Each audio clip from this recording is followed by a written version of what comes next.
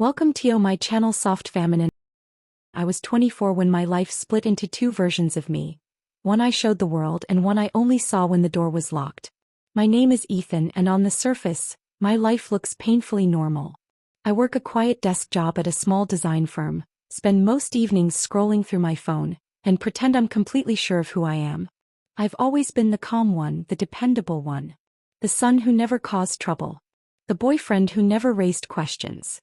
But that image began to crack the night my mother looked at me and said, "You'll have to be her tonight." She didn't say it as a joke. Growing up, Mom had always been controlling. Not cruel, just precise. Appearances mattered to her. Behavior mattered. And secrets? Secrets were survival. She raised me alone after my father left, teaching me how to adapt, how to disappear into whatever role was safest at the time. I didn't realize until much later how deeply that lesson had embedded itself into me. Now I live in a modest apartment on the edge of the city. Quiet, beige, forgettable. The kind of place where nothing dramatic is supposed to happen. But tonight the air feels heavy, like the walls are holding their breath. And then there's Isabella. She's my girlfriend of 2 years. Confident, observant, warm in ways that make me feel exposed. She loves honesty, hates half-truths, and believes she knows me completely. That's what scares me most. Because every time she looks at me like that, like I'm transparent, I wonder how long I can keep hiding the parts of myself I don't fully understand. Tonight she's supposed to be out late. Tonight I'm supposed to be alone. And tonight, I'm about to become someone she's never met. The moment Isabella's car disappeared down the street, the apartment fell unnaturally silent. I stood in the middle of the living room, keys still in my hand, listening to the hum of the refrigerator and the faint ticking of the clock above the kitchen door. Every sound felt amplified, like the apartment itself was watching me, waiting to see what I would do next. I told myself I had time. That lie had become familiar. I walked toward the bedroom, my steps slow, hesitant, as if someone might call my name at any second. The closet door stared back at me, ordinary, white, harmless. Isabella had opened it 100 times without suspicion. She saw shirts, jackets, folded jeans. What she didn't know was what lived behind them. I pushed the door closed behind me and locked it. My breath caught. Tucked carefully at the back, hidden behind winter coats, was the suitcase. Old. Scratched. The same one my mother had pressed into my hands months ago with a look that still haunted me. "You'll need this," she'd said. "No one can know." I knelt and unzipped it. The smell hit me first. Fabric softener, perfume, something unmistakably feminine. My fingers hovered, trembling, before touching the soft material inside. Each item felt like a memory I wasn't sure I was allowed to keep. I wasn't doing this for fun. That's what I told myself. It had started as necessity. A family situation. A demand dressed up as responsibility. Mom had been clear. This stays between us. He always was. And somewhere along the way, what began as obligation had turned into something far more complicated. I pulled out the dress. My reflection stared back at me from the mirror. Still Ethan. Still safe. Still pretending. But my hands betrayed me as I held the fabric against my chest, imagining the weight of it on my body, the way it would change how I stood, how I moved, how I felt. Shame crawled up my spine. So did excitement. I changed slowly, deliberately, listening for every possible sound outside the room. Each step of the transformation made my pulse race harder. Slipping into the dress, smoothing it down, adjusting straps that felt foreign and terrifyingly right. When I reached for the wig, my hands froze. This was the line. Once it was on, there would be no pretending this was just clothes. I placed it carefully on my head. The mirror no longer showed just one version of me. I barely recognized the person staring back. Softer, quieter, exposed. Someone my mother had seen long before I ever had. Someone Isabella absolutely could not. A sudden buzz shattered the moment. My phone. I nearly dropped it. "Isabella, heading home earlier than planned. Everything okay?" My heart slammed into my ribs. I stared at my reflection, dress, wig, bare feet on the carpet, and felt the walls close in. Time collapsed. Every choice I'd made led to this exact second. I typed back with shaking fingers. "Yeah. All good." The lie tasted bitter. Somewhere deep inside, a voice whispered a terrifying question. What if this isn't a secret anymore? The message sat there on my phone, glowing like an accusation. Heading home earlier than planned. Earlier than planned meant soon. I placed the phone face down on the dresser as if that might silence it, then looked back at the mirror. My heart pounded so loudly I was sure the neighbors could hear it. I didn't know whether to laugh, cry, or rip everything off and pretend this moment never happened. But my hands didn't move. Instead, I stepped closer to my reflection. The dress hugged me in ways I hadn't expected, not tight, not revealing, just enough to remind me I was wearing something never meant for the version of me Isabella knew. The wig framed my face softly, changing angles, shadows, expressions. I tilted my head without thinking. The person staring back didn't look like a mistake. That realization terrified me. I thought of my mother then, the night she first crossed the line between instruction and transformation. Her voice had been calm, efficient, like she was teaching me how to tie a tie or cook a meal. "You have the right build," she'd said, adjusting the fabric with practiced hands. "And you know how to listen. That's what matters." I had listened. Too well. A car door slammed outside. I flinched so hard the mirror rattled. I rushed to the bedroom door, pressed my ear against it. Laughter floated up from the street. Someone else, not her. My knees nearly gave out in relief, but the fear didn't leave. It settled deeper, heavier. I needed a plan. I scanned the room, my eyes snagging on the small details. The discarded jeans on the chair, my shoes by the door, the makeup wipes still sealed in the drawer. One wrong move, one forgotten trace, and everything would unravel. My phone buzzed again. "Isabella, traffic's weird. Might be 20 minutes. 20 minutes. It felt like both a blessing and a death sentence. I tried to move normally, but every step felt different. The dress whispered against my legs. My posture shifted without permission. I caught myself walking more carefully, more deliberately, like my body already knew rules my mind was still resisting. I reached the living room and froze. The hallway mirror. I'd forgotten about it. There I was, full length this time. No soft lighting. No controlled angle. Just reality. Two selves colliding in one reflection. My throat tightened as I stared. Was this who my mother saw? Was this who I'd been hiding from? A sharp knock echoed from somewhere down the hall of the building. Not my door. Still, my heart leapt into my throat. I backed away from the mirror just as headlights swept across the window. This time I recognized the car. Isabella was here. I stood in the middle of the apartment, dressed as someone I wasn't supposed to be, with nowhere to go and no time left. And for the first time the question wasn't how do I hide this? It was, do I want to? The sound of Isabella's keys at the door shattered whatever control I thought I still had. Metal scraped against metal. Pause. Then the lock turned. I stood frozen in the living room, my back to the hallway mirror, my pulse hammering so violently it made my vision blur. Every instinct screamed at me to run, to tear the dress off, to hide, to become Ethan again before it was too late. But my body wouldn't move. The door opened. "Ethan." Isabella's voice floated in, casual, tired. "I'm home." Her footsteps crossed the threshold, the familiar rhythm of them suddenly sounding dangerously loud. She stopped just inside the doorway, probably kicking off her shoes, probably smiling the way she always did when she thought she was alone with me. I could have answered. I should have answered. Instead I whispered, "Just a second." The words didn't sound like mine. Silence stretched between us, thick and electric. I heard the faint rustle of her coat being set down. Then slowly her footsteps resumed, closer now, cautious. "Why are you standing in the dark?" she asked. I turned. Her eyes met mine. The world seemed to fold in on itself. For a heartbeat, Isabella didn't react at all. No gasp. No shout. Just confusion, sharp and focused, like she was trying to solve a puzzle that suddenly didn't follow any rules. Her gaze flicked over me, the dress, the wig, the way my hands trembled at my sides. Then it snapped back to my face. "Ethan," she said softly. The way she said my name hurt more than anger ever could. "I can explain," I said, though I had no idea how. She didn't move closer. Didn't step back either. Her expression shifted, not disgust, not fear, but something worse. Recognition. "How long?" she asked. I swallowed hard. "Longer than you think." The hallway mirror caught us both now, her standing rigid in jeans and a jacket, me reflected beside her as someone she'd never imagined. Two lives colliding in glass. "This isn't a joke," she said. "Is it?" I shook my head. "Is this you?" Her voice wavered just slightly. Before I could answer, my phone buzzed again. Both of us looked down. Mom calling. The color drained from Isabella's face. Your mother? She asked. My chest tightened. She knows. That was the moment everything changed. Isabella's disbelief hardened into something sharper. She knows, she repeated.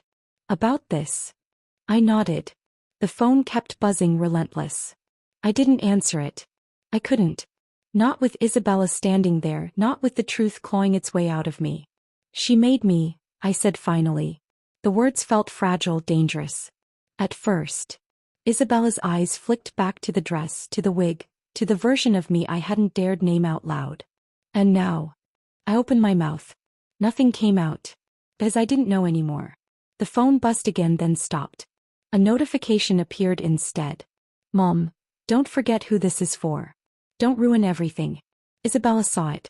Her jaw tightened. She controls this? I felt something inside me crack. Not loudly, not dramatically, but completely. Years of obedience, of secrecy, of telling myself I had no choice suddenly felt hollow. I let her, I admitted. I didn't know how to stop. Isabella took a step back, running a hand through her hair. So you were just going to keep lying?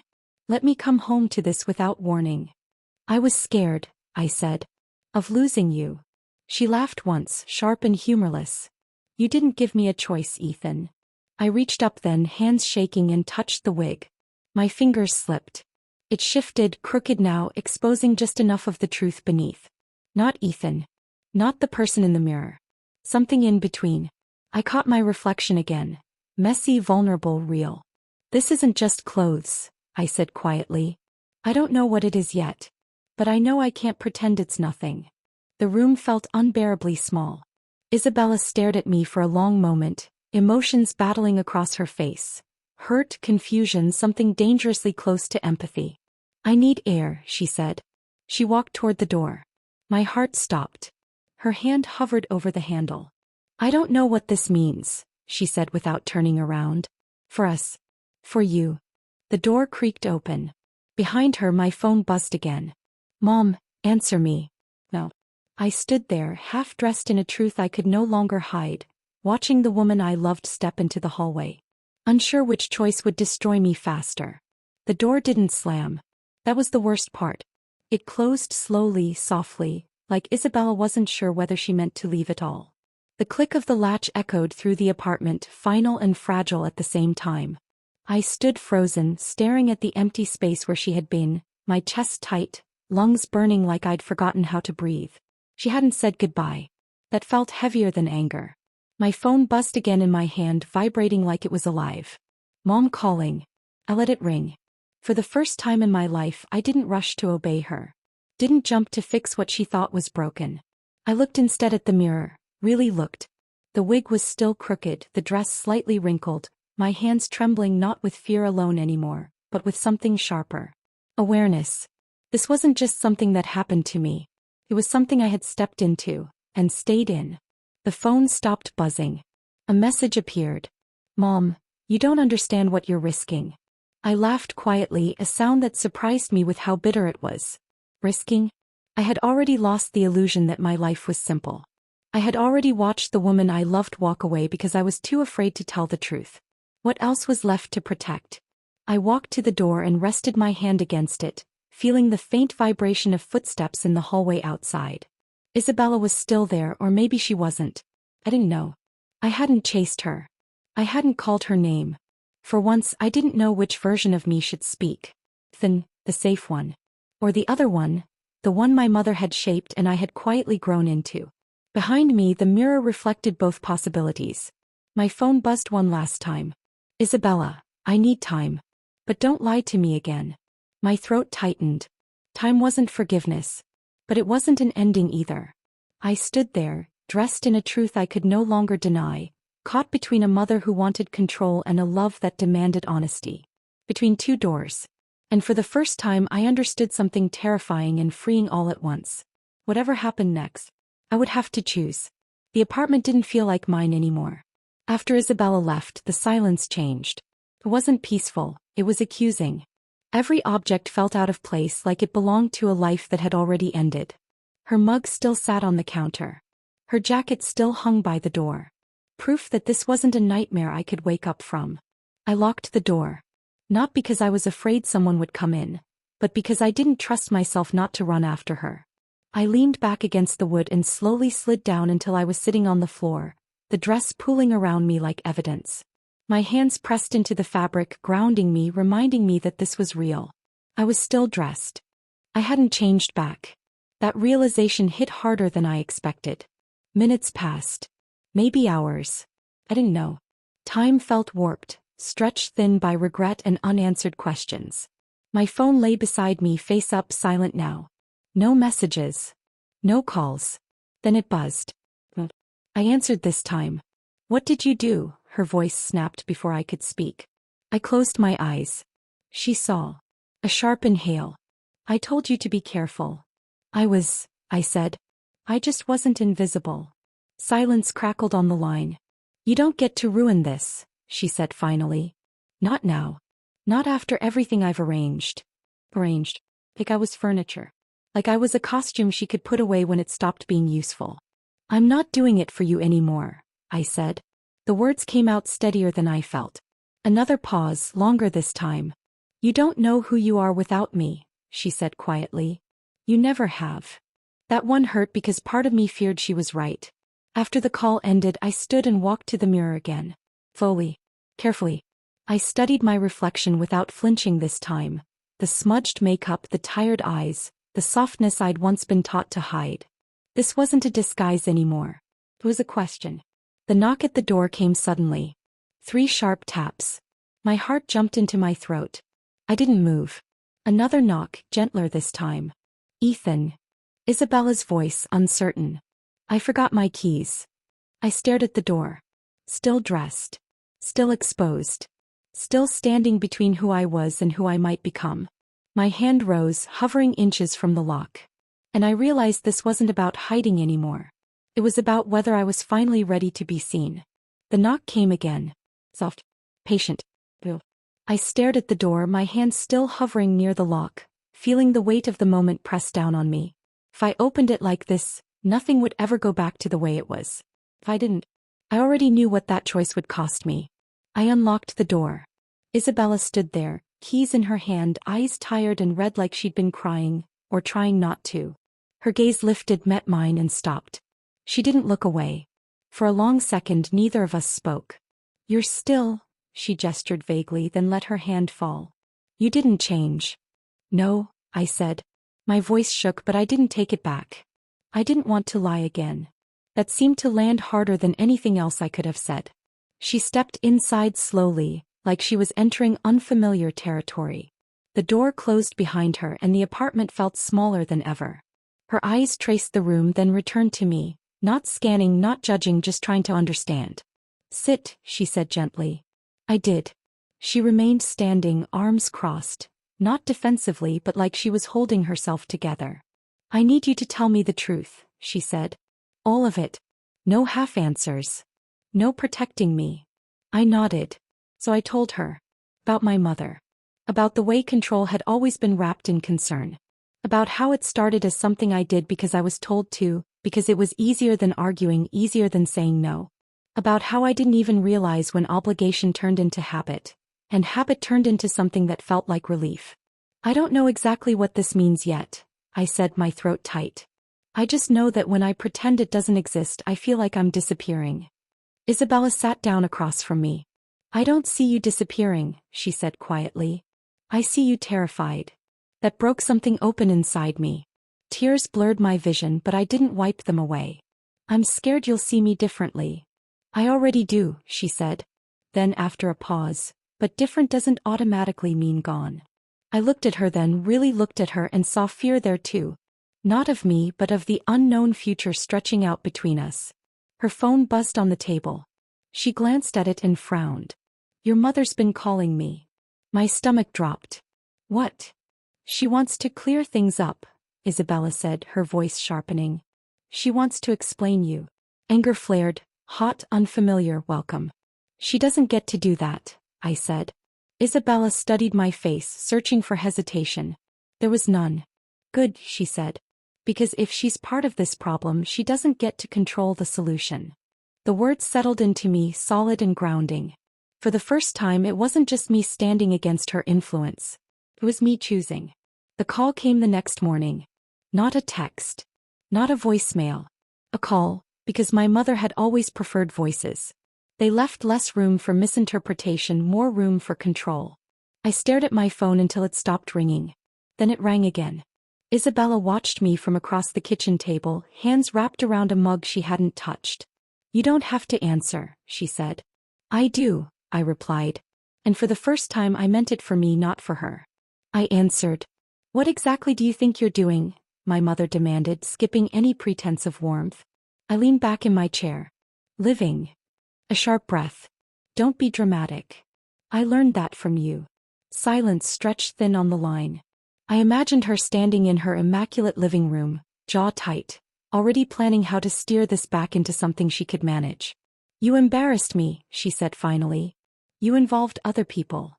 "I told the truth," I said. "There's a difference." Her voice softened then, the way it always did when anger failed. "You were always sensitive. You needed guidance. I gave you structure when you were confused." "No," I said. My hands shook but my voice didn't. "You gave me rules so I wouldn't ask questions." Isabella's eyes widened slightly. Kept going. "You never asked me who I was," I said. "You just decided who I should be, and I let you." "That's not fair." "It's accurate." She didn't speak for a long moment. When she did, her tone was cold. "Do you think this makes you brave?" "I think it makes me honest." A scoff. "And what happens when this little phase ruins your life?" I glanced at Isabella, at the way she was watching me, not with fear but with respect. "Then it'll be my life," I said. "Not the one you planned." Her control cracked then. I heard it, the faint tremor beneath her anger. "You owe me," she said. "I was your child," I replied. "I didn't sign a contract." The call ended abruptly. No goodbye. No threat. Just the sound of a connection severed. I set the phone down slowly, like it might explode. Isabella exhaled. "That sounded final." "It was," I said. And the weight that lifted from my chest surprised me with how heavy it had been. She reached across the table, hesitated, then placed her hand over mine. "What happens now?" I looked down at myself. No costume, no disguise, just me in borrowed uncertainty and fragile clarity. "Now," I said, "I figure out who I am without someone else narrating it." She nodded. "And us?" I didn't answer right away. Because honesty meant admitting I didn't know. And for once that felt okay. The days after the call felt unreal. No messages from my mother. No sudden instructions. No subtle pressure disguised as concern. The silence she left behind was vast and terrifying. I hadn't realized how much of my life had been shaped by reacting to her until there was nothing left to react to. Isabella stayed. Not in the way I'd secretly hoped. Not with certainty or reassurance, but with intention. She slept on her side of the bed, kept conversations gentle and cautious, like we were both handling something fragile that might shatter if touched too hard. One evening, as sunlight spilled across the living room floor, she finally spoke the question I knew was coming. "What happens if this isn't temporary?" I looked at her. Really looked. She wasn't accusing me. She was asking whether she still belonged in the answer. "I don't know yet," I said. "But I know I don't want to hide anymore. From you. From myself." She nodded slowly.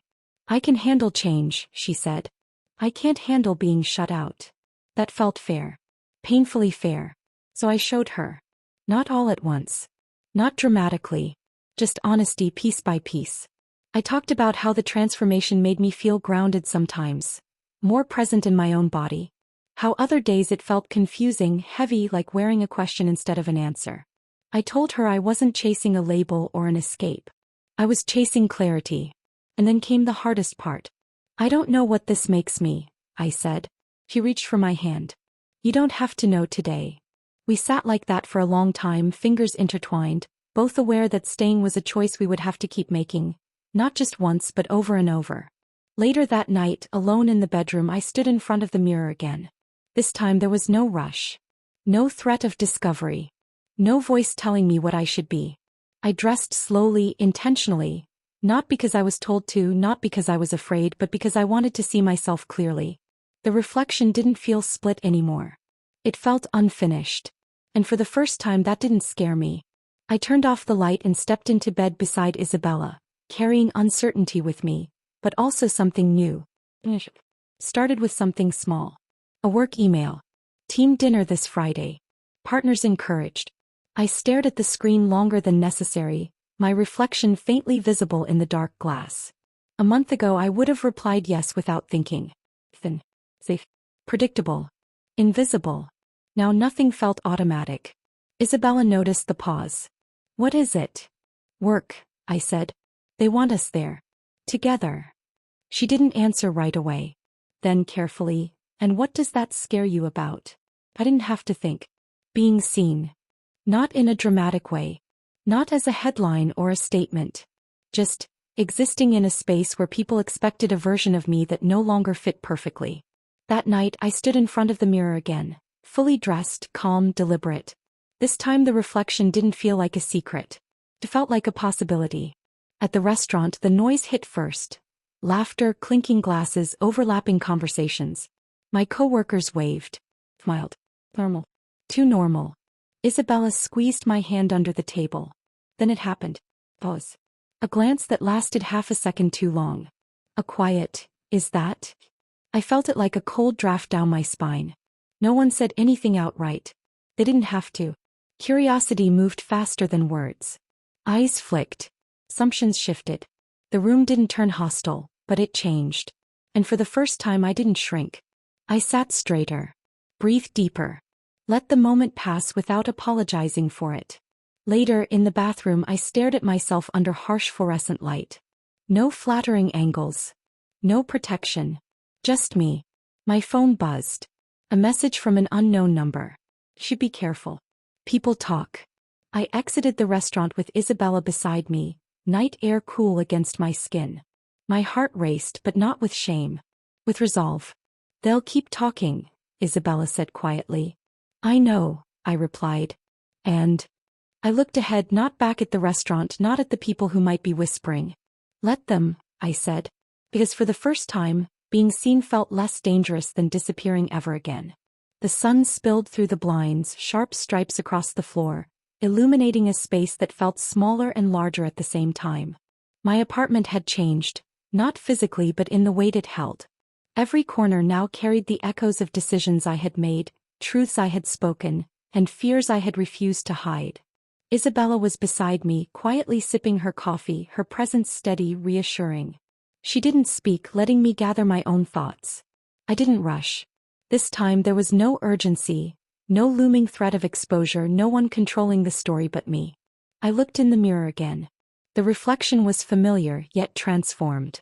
The dress I had once worn as a secret felt different now, like a symbol of ownership rather than obedience. Every curve, every strand of hair, every detail whispered a single truth. I was the one shaping this image, not my mother, not fear, not anyone else. The phone buzzed again, another message from Mom. I ignored it. For the first time, ignoring her wasn't disobedience. It was self-preservation.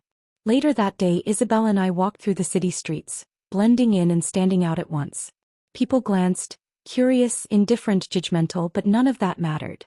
I had faced something far greater than their opinions, the uncertainty inside myself. And I had chosen to step forward anyway. Are you happy? Isabella asked finally, breaking the quiet. I paused, feeling the weight of the past week settle in my chest, then exhale. I don't know if it's simple, I said, smiling faintly. But I've never felt more real. Her hand found mine, tight, warm, grounding. Then that's enough for me, she said. The city stretched ahead like an open page. I didn't know what challenges awaited, if rumors would spread or friends would question or my mother would try to pull me back. But for the first time I knew the answer to the most important question. Who am I really? I am Ethan. I am both the person I've always been and the one I'm becoming. And I will not shrink for anyone again. Freedom comes with risk. Love comes with uncertainty. Identity comes with courage. And somewhere down the street shadows linger. Mom, curiosity, the world watching, but now I am ready.